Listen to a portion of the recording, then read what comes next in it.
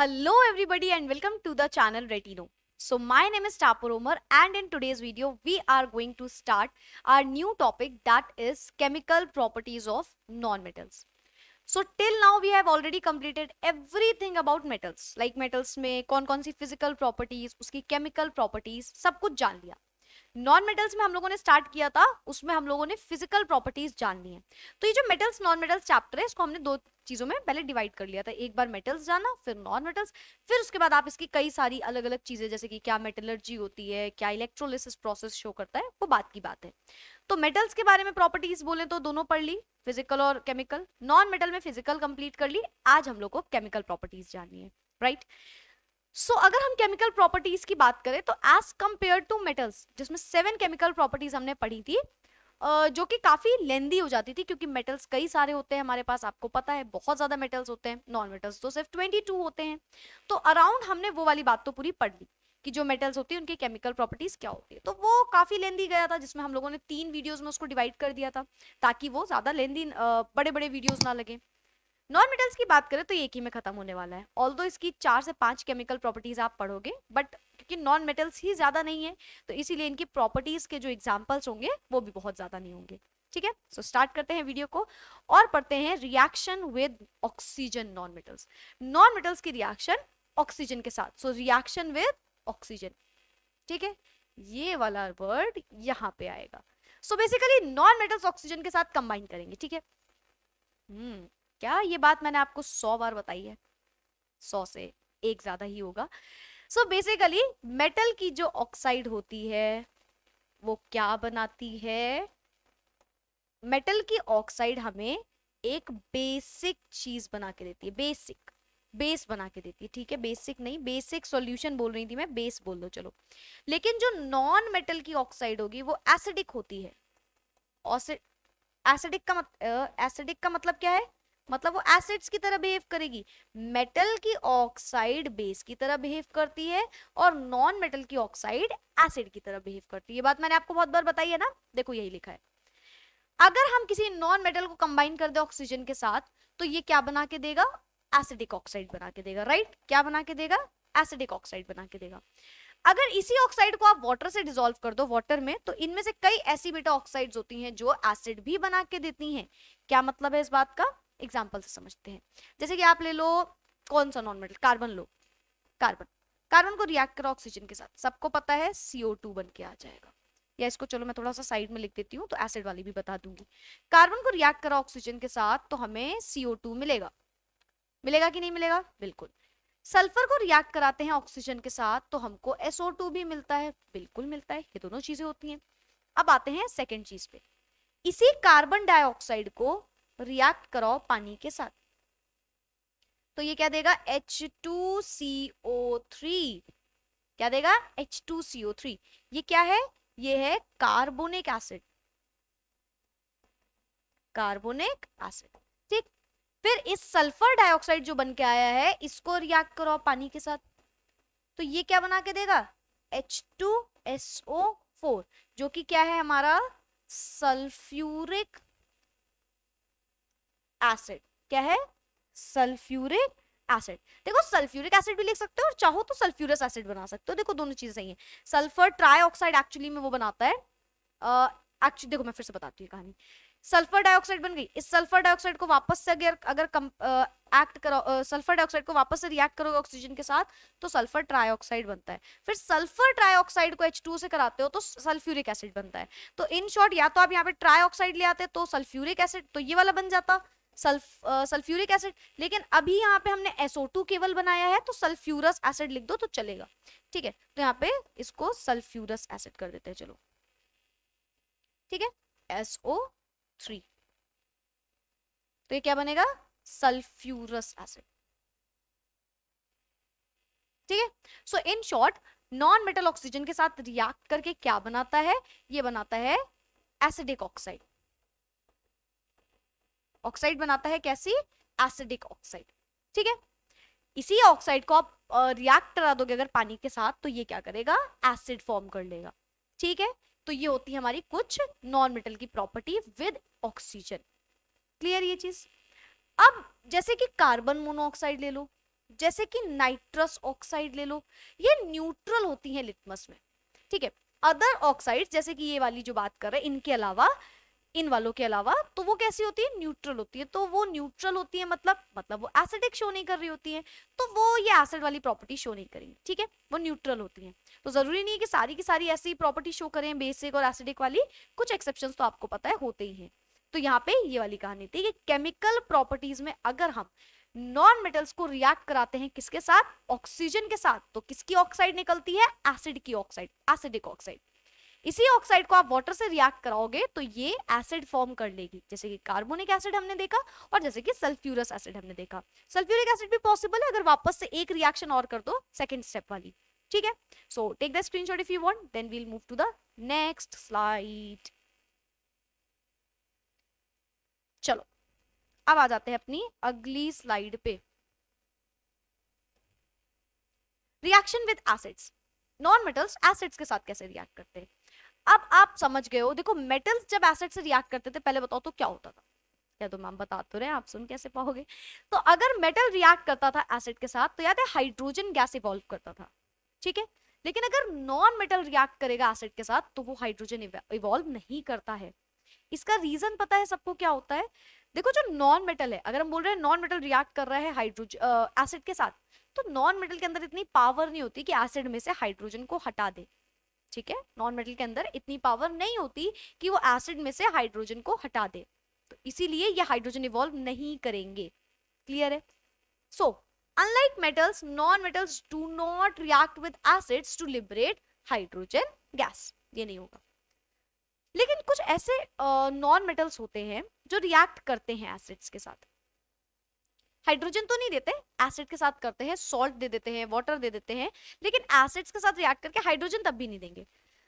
लेकिन वो रिएक्ट कर सकते हैं, कैसे, एसिड्स के साथ। लेकिन उस टाइम पे कंडीशन ये होनी चाहिए कि अगर नॉन मेटल एसिड से रिएक्ट कर रहा है तो जो एसिड है वो एक स्ट्रॉन्ग ऑक्सीडाइजिंग एजेंट होना चाहिए, मतलब बहुत ज्यादा स्ट्रॉन्ग ऑक्सीडाइजिंग एसिड होना चाहिए। आप ये समझो, उसकी जो ऑक्सीडाइजिंग पावर है वो बहुत ज्यादा होनी चाहिए, ठीक है। तब तो नॉन मेटल रिएक्ट करेगा, अदरवाइज नॉन मेटल रिएक्ट ही नहीं करेगा, ठीक है। So, some non-metals, however, react with oxidizing acids to produce oxo acids. Oxo acids याद है ना क्या होते हैं, जिनमें ऑक्सीजन होता है, हाइड्रोजन होता है और एक नॉन मेटल भी होता है, जैसे कि for example H2SO4, H2SO4 hydrogen भी है, सल्फर क्या है, एक नॉन मेटल, और ऑक्सीजन क्या है, ऑक्सीजन भी है साथ में, तो ऑक्सीजन है, हाइड्रोजन है, नॉन मेटल है, तो ये ऑक्सो एसिड्स होते हैं, ठीक है। तो ऑक्सो एसिड्स बना सकते हैं। क्लियर है ये चीज। एग्जाम्पल के लिए अगर मैं आपको बताऊं तो यही वाला एग्जाम्पल ले लो, सल्फर को रिएक्ट करा दो HNO3 के साथ, ये कैसा फॉर्म में होना चाहिए, कॉन्सेंट्रेटेड फॉर्म में होना चाहिए, ठीक है। तो ये क्या बना के देगा, अभी अभी देखा था H2SO4 तो बनेगा ही बनेगा, H2SO4 साथ में क्या बनेगा, देखो H निकल गया, O निकल गया, H निकल गया, तो बचा क्या, N, नाइट्रोजन, नाइट्रोजन डाइऑक्साइड, और साथ में यहाँ पे पानी भी निकलता है H2O। क्लियर ये चीज। तो ये एक नॉन मेटल था हमारा, क्या था, नॉन मेटल। रिएक्ट किसके साथ कराया, स्ट्रॉन्ग ऑक्सीडाइजिंग एसिड के साथ,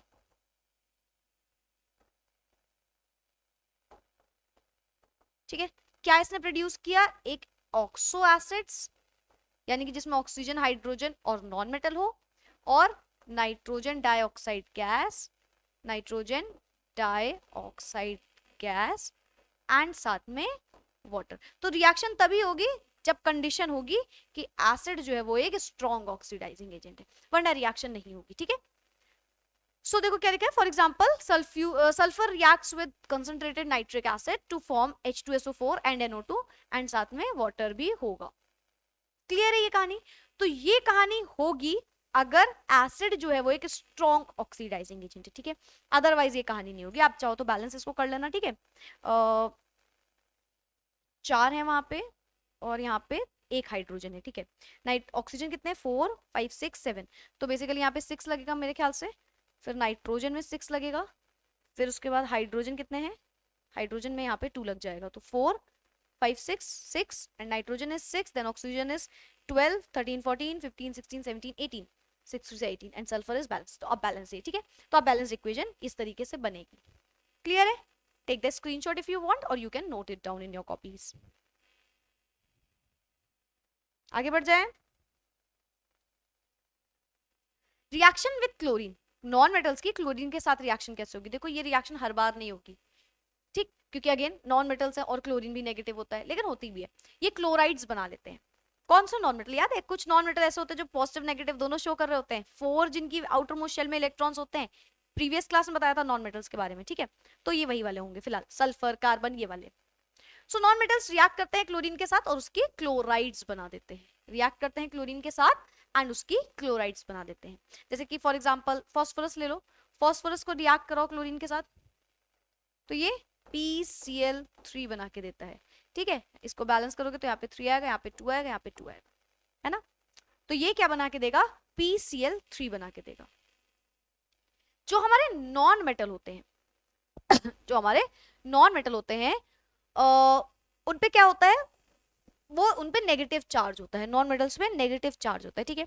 तो ये इस तरीके से क्लोरीन के साथ रिएक्ट करते हैं। फिलहाल जैसे कि फास्फोरस हो गया, रिएक्ट करता है क्लोरीन के साथ तो फास्फोरस ट्राइक्लोराइड बन जाता है, PCl3 जो बना के दिया है, ठीक है। हाइड्रोजन को रिएक्ट करा दो Cl के साथ, सबको पता है, यहाँ पे तो सबको पता है, मैम ये मत बताइए आप। हाइड्रोजन क्लोरीन के साथ रिएक्ट करके HCl 2 टाइम्स बनाता है। ये एक्चुअली में एसिड नहीं लिखा है, याद है ना, एसिड को HCl को पानी में डिसॉल्व करेंगे तब एसिड बनता है, डायरेक्ट एसिड नहीं बनता है। रिमेंबर मैंने आपको ये चीज समझाई थी। तो HCl को पानी में डिसॉल्व करने पे एसिड बनता है, ये तो गैसियस फॉर्म में आया है। तो ये इसने क्या बना लिया? HCl गैस बना के दी। So basically non metal chlorine के साथ रिएक्ट करके उसकी क्लोराइड्स बनाते हैं। जैसे कि एग्जांपल हमने फास्फोरस का देख लिया, हमने फास्फोरस को रिएक्ट कराया तो क्या बन के आया? बन के आया phosphorus trichloride. This is phosphorus trichloride, ठीक है। And this is hydrochloric gas या HCl गैस, क्लोरिक गैस, ठीक। तो ये रिएक्शन हमने देखी कि यहाँ पे क्या हो रहा है, यहाँ पे क्लोराइड्स बन रहे हैं। क्या बन रहे हैं? क्लोराइड्स बन रहे हैं, ठीक है। So take the screenshot if you want.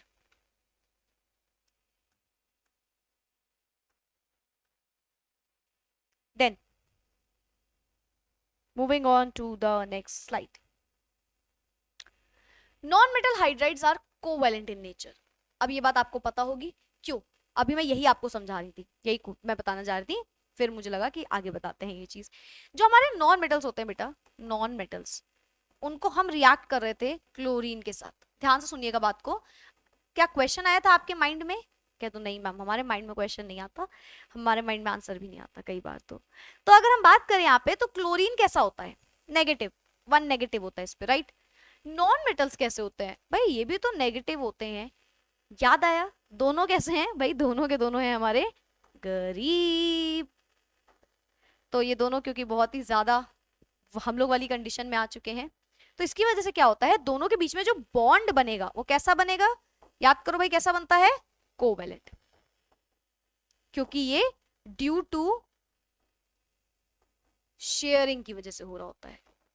दोनों नॉन मेटल हैं, इलेक्ट्रॉन क्लोरीन चाहता है उसको कोई इलेक्ट्रॉन दे दे, और नॉन मेटल भी चाहता है उसको कोई इलेक्ट्रॉन दे दे, तो ये दोनों शेयरिंग कर देंगे, ये दोनों बॉन्ड बनाएंगे, लेकिन शेयरिंग की वजह से बॉन्ड बनेगा इनका। तो ये जो, इसीलिए मैं बताती कि क्लोरीन जो है वो रिएक्ट, वो करता है रिएक्ट, मतलब रिएक्शन होगी, लेकिन कैसे? उनके बीच में जो बॉन्ड बनेगा वो शेयरिंग की वजह से बनेगा, मतलब इलेक्ट्रॉन दे नहीं रहा है। जो मेटल, जो नॉन मेटल है वो इलेक्ट्रॉन दे नहीं रहा, उसको अनस्टेबल थोड़ी होना है। क्लोरीन भी इलेक्ट्रॉन नहीं दे रहा क्योंकि उसको भी अनस्टेबल नहीं होना है। तो ये जो बॉन्ड बनाएंगे ये क्या बना लेंगे? कोवैलेंट। और कोवैलेंट बॉन्ड में क्या आयंस होते हैं? नहीं, उसमें क्या होते हैं? मॉलिक्यूल्स। तो मैं बोल रही हूँ क्लोरीन क्लोरीन ने एक दूसरे को बॉन्ड बनाया एक दूसरे के साथ, तो क्या बना? Cl2 मॉलिक्यूल बन गया, ठीक। हाइड्रोजन और ऑक्सीजन वाली रिएक्शन हो रही है, उसमें शेयरिंग ऑफ इलेक्ट्रॉन हो रही है, तो वाटर मॉलिक्यूल बन के आया। नाइट्रोजन हाइड्रोजन में अमोनिया मॉलिक्यूल बन के आया। कार्बन हाइड्रोजन में कई बार मॉलिक्यूल बन के आते हैं। तो यहाँ पे क्यों होता है ऐसा? क्योंकि नॉन मेटल, कार्बन हाइड्रोजन, देखो कार्बन क्या है? Non metal. हाइड्रोजन क्या है? Non metal. तो दोनों मिल जाएंगे उस टाइम पे तो एक कोवेलेंट बॉन्ड बनाते हैं। आप बोलोगे मैम हाइड्रोजन तो मेटल होता है, नॉन मेटल की तरह भी बिहेव करता है, डुअल नेचर शो करेगा, ठीक है। कार्बन क्लोराइड वाला देख लो, चलो कार्बन टेट्राक्लोराइड, कार्बन क्या होता है? नेगेटिव, क्लोरीन क्या होता है? नेगेटिव, CCl4 बना के देता है। क्यों? क्योंकि उन दोनों के बीच में कोवेलेंट बॉन्ड लग रहा होता है। So non metal hydrides are covalent. तो नॉन मेटल की जो हाइड्राइड्स होती हैं वो कोवेलेंट होती हैं और इसकी क्लोराइड्स भी कोवेलेंट होती हैं, ठीक है। सो नॉन मेटल की ये तो क्लोराइड की बात कर दी, अगर आप यहाँ पे हाइड्राइड भी कर दोगे तो सेम कहानी होगी, यहाँ पे आप हाइड्राइड कर दो तो भी ये कहानी एकदम सेम लग रही होगी, ठीक है। तो इसको करते हैं हाइड्राइड्स, ठीक है। हाइड्राइड्स में भी सेम कहानी होती है, क्योंकि मेटल के अंदर इलेक्ट्रॉन्स मूवेबल नहीं होते हैं, पिछली क्लास में पढ़ाया है, पिछले वीडियो में, तो इनके अंदर इतनी ताकत नहीं होती कि हाइड्रोजन को बाहर निकाल दें। So basically because non metals can not provide electrons to hydrogen atoms to produce hydride ions, ये H पॉजिटिव आयन नहीं बना, H नेगेटिव आयन उसको नहीं बनाने देता है, वो खुद ही इलेक्ट्रॉन प्रोवाइड नहीं कर पाएगा, क्योंकि उसको खुद की जरूरत है भाई, उसको भी यहाँ पे जरूरत है। यहाँ पे जो हमने हाइड्रोजन लिया, याद रखो बेटा, इसका नेगेटिव वाला कैरेक्टर ले रहे हैं हम, ठीक है। तो ये नहीं होता, due to the non existence of ions non metal hydrides are bad conductors of electricity और यू कैन से करंट। इसी वजह से तो ये होता है, क्योंकि दोनों एक दूसरे को आयंस ही प्रेजेंट नहीं है, मॉलिक्यूल्स बन गया। पूरी कहानी समझ में आ रही है, बना क्या, मॉलिक्यूल बन गया। मॉलिक्यूल बन जाता है तो उसमें तो भाई इलेक्ट्रॉन्स तो फ्लो नहीं करेंगे, क्योंकि चार्ज नहीं होता है उसमें, और चार्ज नहीं होगा तो वो bad conductor of electricity, bad conductor of heat कहलाने लगता है, ठीक है। ये कहानी समझ में आ गई सबको। So that is why they are bad or poor conductor of electric current, or you can say heat, you can say electricity, anything like this। यहां तक की बात सबको क्लियर है ना, पक्का वाली। चलो टेक द स्क्रीनशॉट और you can write it, then we'll move to the next slide. आगे बढ़ जाए, देन जस्ट अ सेकेंड, ये वाली स्लाइड छूट गई ना, चलो इसको कर देते हैं पहले। तो अभी आपने देखा ना हाइड्राइड वाला जो कहानी बताई थी, तो पहले हाइड्राइड्स पढ़ लो फिर बताते हैं। नॉन मेटल कंबाइन करते हैं हाइड्रोजन के साथ और हाइड्राइड्स बना देते हैं, ठीक है। जैसे सल्फर को आप रिएक्ट करा दो H2 के साथ, तो क्या बनेगा, H2S। सल्फर को रिएक्ट कराओगे अगर आप हाइड्रोजन के साथ, तो ये बना देगा H2S, ठीक। अगर आप नाइट्रोजन को रिएक्ट करा दो हाइड्रोजन के साथ, सबको पता है क्या बना देता है, NH3। बैलेंस कर लो, यहाँ पे 2 लगेगा, यहाँ पे 3 लगेगा, ठीक है। सो बेसिकली नॉन मेटल रिएक्ट करते हैं हाइड्रोजन के साथ और वो क्या बनाते हैं, उनकी हाइड्राइड्स बना देते हैं। ये अमोनिया बन के आया,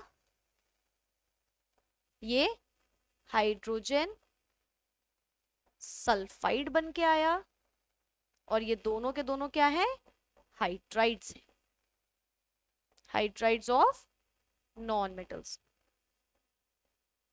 नॉन मेटल्स, ठीक है। सो बेसिकली ये कहानी होती है हाइड्राइड्स। और ये जो हाइड्राइड्स हैं, ये जो हाइड्राइड्स बन के आई हैं, these are what they are formed by the covalent bond। भाई इनके बीच में कोवैलेंट बॉन्ड होना चाहिए, शेयरिंग होनी चाहिए, तो इसी वजह से हम कहते हैं they are poor conductor of electricity, of heat, of electric current, कुछ भी बोल लो, ठीक। तो वो वाली कहानी इसीलिए लिखी हुई थी, ठीक है। तो इसको, इसका स्क्रीनशॉट लेना, इसका ले लो फटाफट से, ठीक है। आगे अब देख लो ये कहानी, तो जो मैंने बताई थी वो इसी वजह से हो रही थी, ठीक है। तो ये आप समझ गए होगे, आगे बढ़ जाए। Then non metal generally react नहीं करते पानी के साथ, पानी वाली प्रॉपर्टी अगर जानो तो ये जनरली रिएक्ट नहीं करेंगे पानी के साथ। बहुत रेयर कोई नॉन मेटल होता है जो कर सकता है। कौन है वो रेयर वाला, वो वही नॉन मेटल होगा जो बहुत ज्यादा रिएक्टिव होगा। रिएक्टिविटी सीरीज जैसे मेटल्स की पढ़ते हैं, वैसे नॉन मेटल्स भी कुछ रिएक्टिव सीरीज तो नहीं पढ़नी है नॉन मेटल में, लेकिन कुछ नॉन मेटल बहुत रिएक्टिव होते हैं, कुछ लेस रिएक्टिव होते हैं। मैं इसको आपको एक एग्जांपल समझाती हूँ। जैसे फ्लोरीन जो है उसका साइज, जैसे मैं आपको बताती हूँ, फ्लोरीन, क्लोरीन, ब्रोमीन, आयोडीन, तो ये फ्लोरीन का साइज एकदम छोटा होता है, फिर क्लोरीन, फिर ब्रोमीन और फिर आयोडीन, ऐसे करके इनके साइज होता है। अब देखो जिसपे सबसे कम चार्ज है, सबसे छोटा साइज है, मतलब उस पे पॉजिटिव कैरेक्टर अंदर जो है वो ज्यादा होगा, या ज्यादा नहीं भी होगा, चलो जो पॉजिटिव कैरेक्टर है वो इलेक्ट्रॉन को पकड़ के रखेगा, क्योंकि पॉजिटिव ज्यादा है और इलेक्ट्रॉन भी है, तो पॉजिटिव के पास इलेक्ट्रॉन है, तो पॉजिटिव और नेगेटिव और पॉजिटिव में क्या होता है, अट्रैक्शन होता है, तो ये पकड़ के रखेगा अपने इलेक्ट्रॉन्स को, ये अपने इलेक्ट्रॉन्स को दूर रखता है, तो इसके इलेक्ट्रॉन्स निकल जाएंगे, इसके इलेक्ट्रॉन जल्दी नहीं निकल पाएंगे। सो बेसिकली इसको बताने का मेरा मतलब बस इतना था कि कोई ज्यादा रिएक्टिव होता है, कोई कम रिएक्टिव होता है, कोई किसी के अंदर पावर ज्यादा होती है तो वो इलेक्ट्रॉन लेस, किसी से इलेक्ट्रॉन जल्दी ले लेगा, ठीक, किसी में से हाइड्रोजन को निकाल देगा, किसी में से हाइड्रोजन को नहीं निकाल पाएगा। तो रिएक्शन नॉन मेटल की पानी के साथ जनरली तो नहीं देखी जाती, बहुत रेयर देखी जाती है, और जिसके साथ देखी जाएगी वो बहुत ज्यादा फिर रिएक्टिव नॉन मेटल होना चाहिए, ये कंडीशन में देखी जाएगी, ठीक है। So non metals in general do not react with pani, they do not generally react with pani, generally तो नहीं करेंगे। ये होता क्यों है? क्योंकि non metal do not lose electrons to reduce H plus ion in the water. देखो वाटर में क्या प्रेजेंट है? H plus OH negative. ठीक, नॉन मेटल्स को हम इतनी देर से इसके बारे में पढ़ रहे हैं कि ये भाई इलेक्ट्रॉन क्या करता है? गेन करता है, इलेक्ट्रॉन को गेन करता है। H प्लस है, OH नेगेटिव है, तो ये H को H प्लस बना कैसे पाएगा? H प्लस तो तब बनेगा ना जब उसमें कोई इलेक्ट्रॉन दे देगा। व्हाट माय पॉइंट कि non metals do not loose electron, ये तो इलेक्ट्रॉन निकालेंगे ही नहीं, तो H पॉजिटिव वाटर में से निकलेगा कैसे? तो इसीलिए हम बोलते हैं कि जनरली तो भाई जो हमारे नॉन मेटल्स हैं वो पानी के साथ रिएक्ट नहीं करेंगे। ठीक है, so this is because non metals do not lose electrons to produce H plus ions present in water. तो ये कहानी जनरली नहीं होगी। लेकिन कोई ऐसा नॉन मेटल जो बहुत ज्यादा रिएक्टिव हो जाए उसके साथ ये चीज हो सकती है, जैसे कि फ्लोरीन। फ्लोरीन बहुत रिएक्टिव होता है। So very reactive non metals like fluorine reacts with water and then they can produce the certain जो भी प्रोडक्ट बन रहा है उसको। ठीक है, तो हम बोले फ्लोरीन, तो हाँ भाई फ्लोरीन रिएक्ट कर सकता है पानी के साथ, तो ये क्या बनाएगा? ये बनाएगा H2F या सॉरी HF एंड साथ में ऑक्सीजन गैस। क्लियर है? ये कहानी कब होगी? क्योंकि ये जो फ्लोरीन है ये बहुत ज्यादा रिएक्टिव एलिमेंट है, या ऐसे लिख लो highly reactive, highly reactive non metal है, तो ही ये कहानी हो रही है। अदरवाइज आप कोई ऐसा मेटल ले लो जो ज्यादा रिएक्टिव नहीं है तो वो कहानी नहीं आगे बढ़ती। तो ये जब रिएक्ट करेगा वाटर के साथ तो ये क्या बनाएगा? फ्लोराइड बना के देगा। लिख ही देती हूँ डायरेक्ट, हाइड्रोजन फ्लोराइड बनेगा, हाइड्रोजन फ्लोराइड। ठीक है, एंड साथ में ऑक्सीजन गैस भी प्रोड्यूस करेगा। क्या ये बात क्लियर है सबको? ठीक है, बैलेंस कर लेना, वहां पे 2 लगा है तो यहाँ पे 2 लग जाएगा। ठीक है, लेकिन ऑक्सीजन में 2 लगा है तो इस पे 2 लगेगा। सो जस्ट अ सेकंड, रुको बैलेंस भी कर देती हूँ यहीं पे। ऑक्सीजन को पहले बैलेंस कर लो, यहाँ पे 2 लग रहा है, यहाँ पे 2 लग रहा है। हाइड्रोजन 4 हो गया तो यहाँ पे 4 लगेगा और यहाँ पे 2 लग जाएगा। ठीक है, so very reactive non metal जो होगा, जो बहुत ज्यादा रिएक्ट कर सकता है, जैसे कि हमारा फ्लोरीन बहुत रिएक्टिव मेटल होता है ये। ठीक है, पता चला क्यों होता है? मैंने आपको कभी बताया था, fluorine, chlorine, bromine, iodine. Fluorine का साइज बहुत छोटा होता है, उसका पॉजिटिव चार्ज होता है एकदम पास में होता है नेगेटिव वाले से। तो जब कोई इलेक्ट्रॉन, नॉन मेटल करता क्या है? इलेक्ट्रॉन को लेता है, इलेक्ट्रॉन को गेन करता है। इलेक्ट्रॉन आएगा, पॉजिटिव चार्ज है उसमें बढ़िया सा, तो खींच लेगा इलेक्ट्रॉन को तुरंत। तो जो फ्लोरीन है उसका साइज छोटा है, वो बहुत बढ़िया तरीके से इलेक्ट्रॉन को ले लेगा। तो इसलिए बोल रहे हैं fluorine is the very reactive non metal. Non metal की बात करें तो ये बहुत ज्यादा रिएक्टिव होता है। मेटल कैरेक्टर में ये चीज जस्ट ऑपोजिट हो जाती है। नॉन मेटल में ये चीज ये रहती है कि छोटा साइज है, साइज छोटे की वजह से उसका क्या होगा, क्योंकि एटम का स्ट्रक्चर, एटम का साइज छोटा है तो उसमें पॉजिटिव कैरेक्टर जो है वो फैला हुआ है पूरे में। तो नेगेटिव वाला कोई इलेक्ट्रॉन आ रहा है तो तुरंत पॉजिटिव वाला उसको पकड़ सकता है। ठीक है, तो इसी वजह से हम बोलते हैं कि बहुत ज्यादा रिएक्टिव अगर नॉन मेटल है तो वो वाटर के साथ रिएक्ट करेगा, otherwise it will not react with water. क्या ये बात सबको क्लियर है? सो यस, यहाँ पे होती है हमारी केमिकल प्रॉपर्टीज भी खत्म नॉन मेटल्स की। ठीक, तो नॉन मेटल्स की फिजिकल भी खत्म, केमिकल भी खत्म। नेक्स्ट वीडियो में कंपैरिजन करेंगे इसकी फिजिकल प्रॉपर्टी, केमिकल प्रॉपर्टीज की, कि मेटल्स और नॉन मेटल में क्या क्या डिफरेंसेस होते हैं, किनकी उनकी फिजिकल प्रॉपर्टीज में और उनकी केमिकल प्रॉपर्टीज में। ठीक है, so yes that's it for today. मिलते हैं नेक्स्ट वीडियो में। Bye bye, take care and keep studying.